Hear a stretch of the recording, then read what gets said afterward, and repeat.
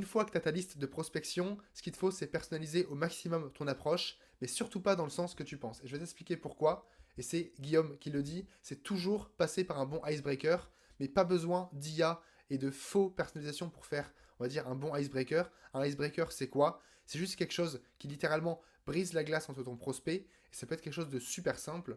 L'objectif d'un icebreaker, c'est juste de te démarquer dès la première phrase parmi les centaines d'emails de prospection que ton prospect reçoit. Ça n'a pas besoin d'être un truc ultra détaillé, mais juste si tu arrives à dire Hello, j'ai vu que tu faisais ça, et j'ai vu que tu avais tel poste, j'ai vu que tu travaillais dans telle industrie.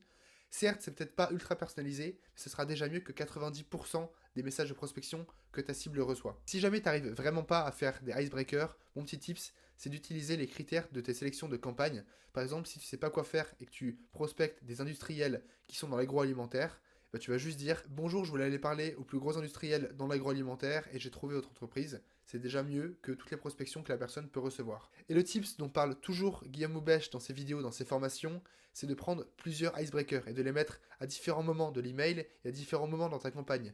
Par exemple, tu peux prendre un premier icebreaker qui parle du secteur de la personne en premier, et après à la fin, mettre un PS, j'ai vu que tu étais à Paris, on peut se rencontrer. Après, tu renvoies un mail, et là par contre, tu parles de son post LinkedIn, etc. Faut pas avoir peur de tester plein d'icebreakers jusqu'à ce que ça marche.